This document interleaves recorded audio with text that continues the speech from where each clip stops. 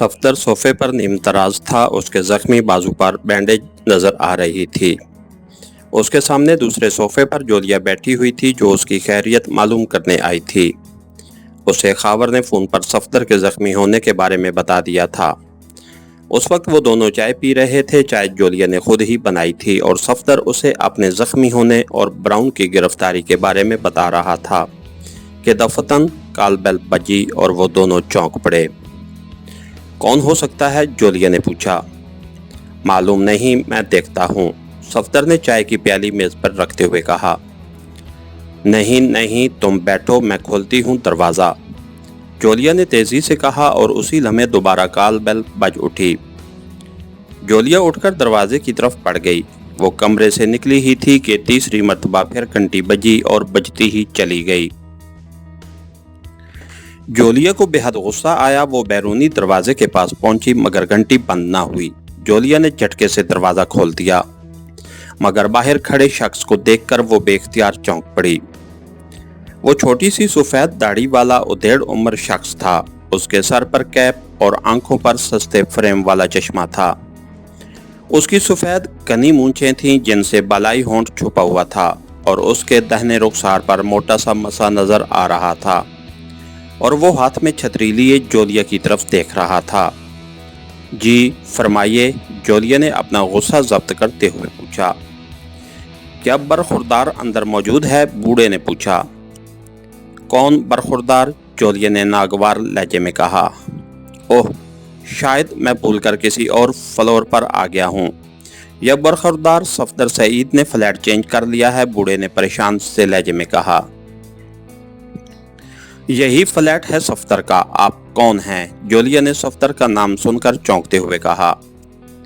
ओह, शुक्र है, मैं उसका चचा और उसके वालिद करीमुद्दीन का सक्का भाई रहीमुद्दीन हूँ, मगर सब मुझे शर्मीले मियाँ कहते हैं। मुझे अस्पताल से किसी ने उसके जख्मी होने की इत्तला दी थी, इसलिए बेताब होकर भागा चला आया कि उसकी खैरियत मालूम कर आऊं, बूढ़े ने कहा। ओह, आप सफदर के चचा हैं?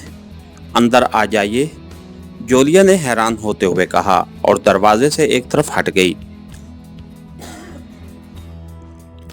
शर्मीले मियाँ अंदर आए तो जोलिया ने दरवाज़ा बंद किया और ड्राइंग रूम की तरफ बढ़ गई, लेकिन बूढ़ा वहीं खड़ा रहा। आइए ना, जोलिया ने चंद कदम चलने के बाद पलटकर बूढ़े की तरफ देखते हुए कहा।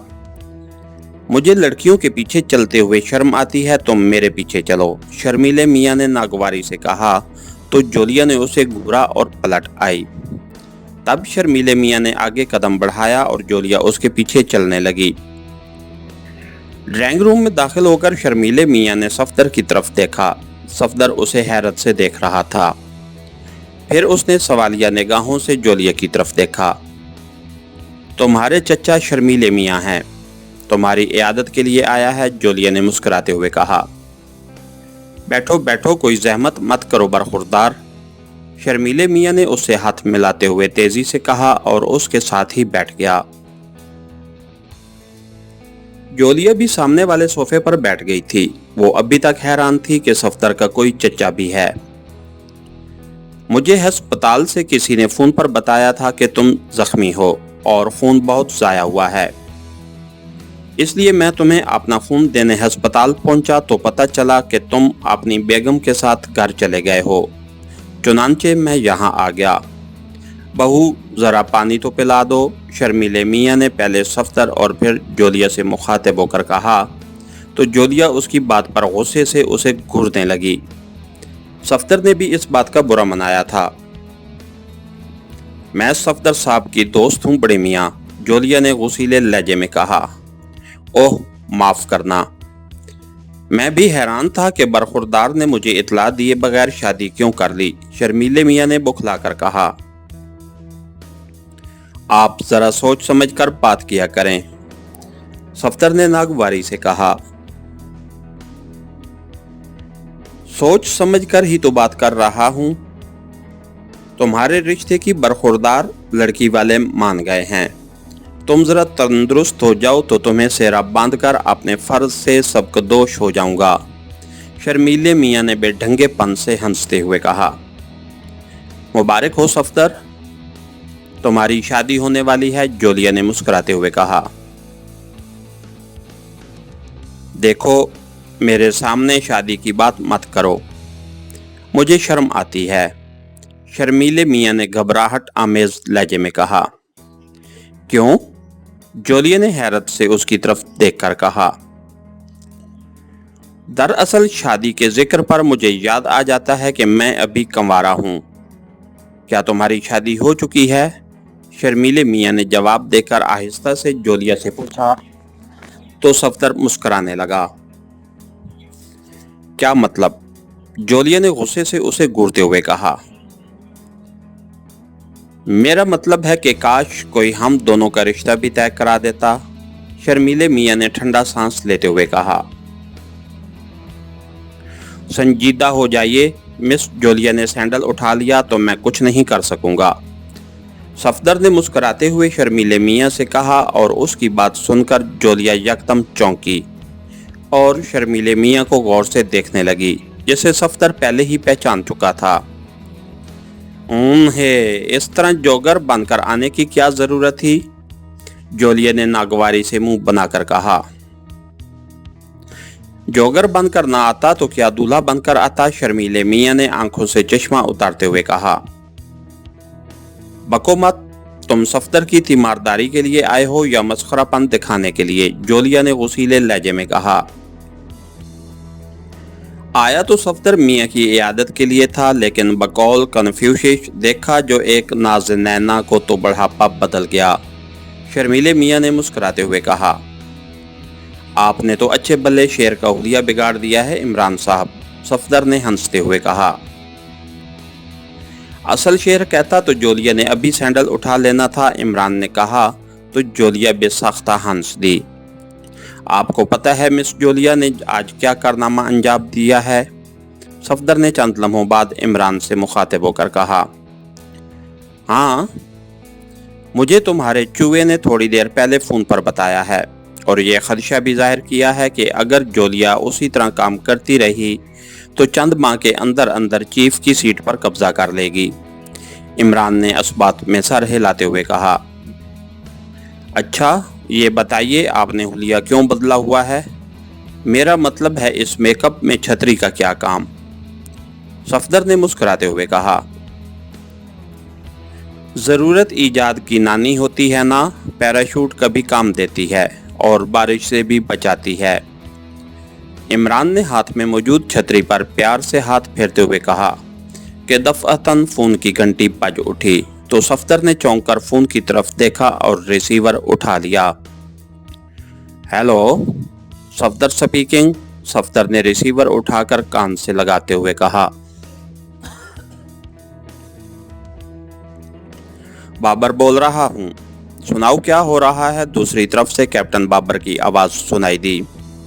बस गपशप हो रही है मिस जोलिया और इमरान साहब के साथ, सफदर ने मुस्कुराते हुए कहा। अरे, वो हजरत तुम्हारे पास पहुंचे हुए हैं? मुझे तो अपने फ्लैट पर जाने का कह रहे थे, कैप्टन बाबर ने हैरत से कहा। तो क्या वो तुमसे मिलकर आए हैं, सफदर ने चौंकते हुए कहा। हाँ, 1 घंटा पहले ही वो मौत के मुंह से बचे हैं, 10 मंजिला इमारत की छत से गिराए गए थे, कैप्टन बाबर ने कहा। ओह, क्या कह रहे हो कैप्टन, इतनी बुलंदी से गिराए गए थे, मगर वो तो बिल्कुल ठीक ठाक हैं, सफदर ने चौंकते हुए कहा। ये तुम्हें वो ही बताएंगे, मैं भी आ रहा हूँ 10 मिनट में, कैप्टन बाबर ने हंसते हुए कहा और सिलसिला मुनक़ते होने पर सफदर ने रिसीवर रखा और हैरत से आंखें फाड़कर इमरान को देखने लगा, जबकि इमरान अनजान बना बैठा था। क्या हुआ सफदर, कैप्टन बाबर क्या बता रहा था, जोलिया ने सफदर से मुखातिब होकर कहा। खुदा की पनाह, देखिए कैसे अनजान बने बैठे हैं, जैसे उनके साथ कुछ हुआ ही ना हो। कैप्टन बाबर का फोन ना आता तो हमें पता ही न चलता कि मौसूफ मौत के मुंह से बचकर यहाँ आए हैं, सफदर ने हैरत से कहा। मौत के मुंह से, वो कैसे, जोलिया ने चौंकते हुए कहा। ये तो अब यही बताएंगे कि 10 मंजिला इमारत की छत से गिराए जाने के बाद ये कैसे बच गए। सफदर ने मुस्कुराते हुए कहा,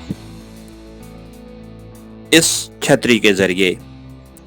इसीलिए तो कह रहा था कि पैराशूट का काम भी देती है, चाहे 50 मंजिला इमारत से गिराया जाऊं या खिलाई रॉकेट से जमीन पर छलांग लगाऊं। इमरान ने अपनी छतरी की तरफ इशारा करते हुए कहा, संजीदगी से बताइए वरना कैप्टन बाबर यहाँ आ रहा है, हम उससे मालूम कर लेंगे। सफदर ने धमकी के अंदाज में कहा तो इमरान ने गहरा सांस लिया और उन्हें कर्नल हार्ड से टकराव के बारे में बताने लगा। कर्नल हार्ड किस मिशन पर आया है? सफदर ने पूछा। तुम सारी बातें पूछे जा रहे हो मगर फूटे मुंह से चाय का नहीं पूछते, इमरान ने मुंह बनाकर कहा। सॉरी, मुझे तो चाय मिस जोलिया ने बनाकर पिलाई है, चलिए आपको मैं रेस्टोरेंट से पिला देता हूं। सफदर ने मुस्कुराते हुए कहा, रहने दो, मुझे एक जरूरी काम याद आ गया है। फिर सही, इमरान ने यकदम उठते हुए कहा और दूसरे ही लम्हे वो तेजी से दरवाजे की तरफ बढ़ता चला गया। इसके साथ ही हमारी आज की एपिसोड का इख्तिताम हुआ। कहानीगर चैनल को लाइक कीजिए, सब्सक्राइब कीजिए और बेल आइकन को प्रेस कर दीजिए ताकि हर आने वाली नई वीडियो आप तक बर वक्त पहुंच सके। शुक्रिया।